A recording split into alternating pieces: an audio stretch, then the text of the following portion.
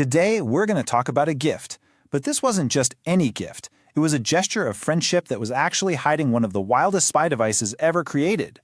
A secret that sat in plain sight for 7 years, right in the heart of American power in Moscow. So, let me just ask you something that sounds, well, impossible. How would you plant a listening device in your enemy's office and have it work for 7 straight years, with 0 batteries, no wires, nothing to power it? It sounds like something out of a sci-fi movie, right? Well, it's not. This actually happened. To figure out how, our story doesn't start with a bug. It starts with a complete mystery. You see, back in the early 1950s, Allied intelligence in Moscow knew something was seriously wrong. They were, for lack of a better word, hearing ghosts. Okay, so get this. First, British radio operators start picking up conversations from inside their own embassy. Then American operators hear the U.S. ambassador's private chats coming over their own radios. Can you imagine the paranoia? They went on these insane top-to-bottom sweeps, literally tearing rooms apart looking for a microphone. And what did they find? Zip. Nada. Absolutely nothing. The answer to this ghost in the airwaves wasn't in the 1950s at all. To find it, we have to go back in time. 7 years back, to be exact, to a gesture of peace right at the end of World War II.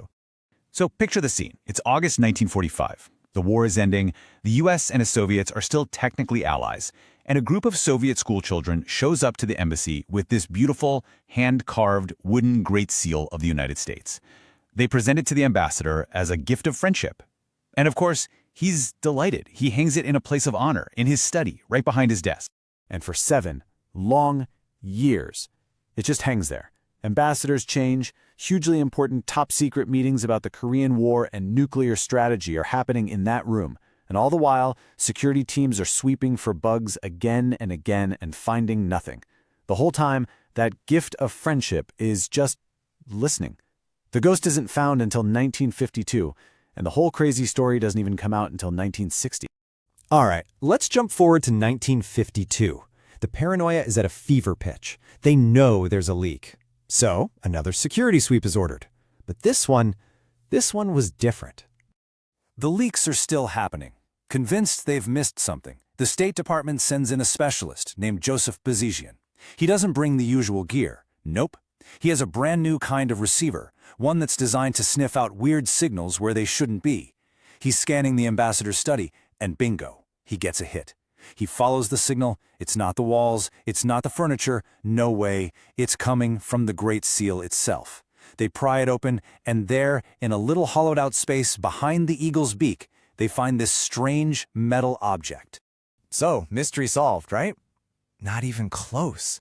When they got this object back to the lab, the mystery just got way deeper. They open it up, and inside was nothing. I mean, no wires, no batteries, no electronics whatsoever. It was just an inert piece of metal. It shouldn't have been able to do anything. They had never seen anything like it. They were so stumped they just gave it a nickname, The Thing. So how on earth did The Thing actually work? Well, it was the invention of a Soviet scientist named Leon Theremin. Yeah, the same guy who invented that spooky-sounding musical instrument. And the principle behind it was just pure genius. It was called a resonant cavity microphone.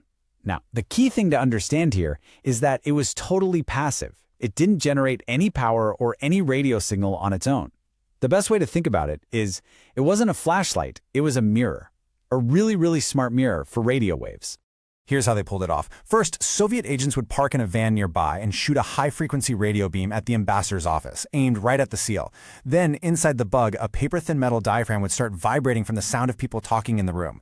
Now, here's the clever part. Those tiny vibrations actually changed the physical shape of the little chamber inside the device, which in turn altered the radio waves that were bouncing off it. And finally, a Soviet receiver would just pick up that reflected, altered signal and decode the conversation hidden inside. It's incredible. And this is what made it such a game changer. A normal bug needs a battery, right?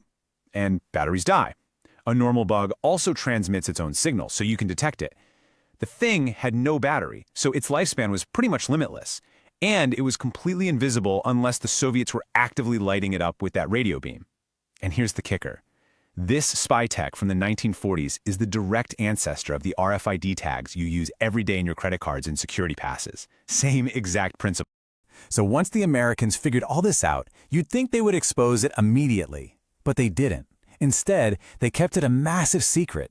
They studied it, and they waited for the perfect moment to play their hand.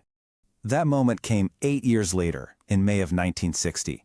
The Soviets had just shot down an American U-2 spy plane, and at a UN Security Council meeting, they were just railing against the U.S. for espionage. The Americans were on the defensive, and the whole world was watching. So as the Soviets are condemning American spying, the U.S. ambassador, Henry Cabot Lodge Jr., takes the floor. And in this just incredible moment of political theater, he unveils the thing. He shows the entire world the bugged Great Seal, explains how it worked, and exposed the 7-year Soviet spy op. All that holier-than-thou outrage from the Soviets just, poof, vanished. It was one of the most dramatic checkmate moves of the entire Cold War. So there it is, the Great Seal bug, a masterpiece of espionage that turned a gift of friendship into a 7-year security breach. It really makes you wonder, though, if they could pull that off with 1940s technology, hiding it in plain sight, what secrets could be hiding in the technology that's all around us today?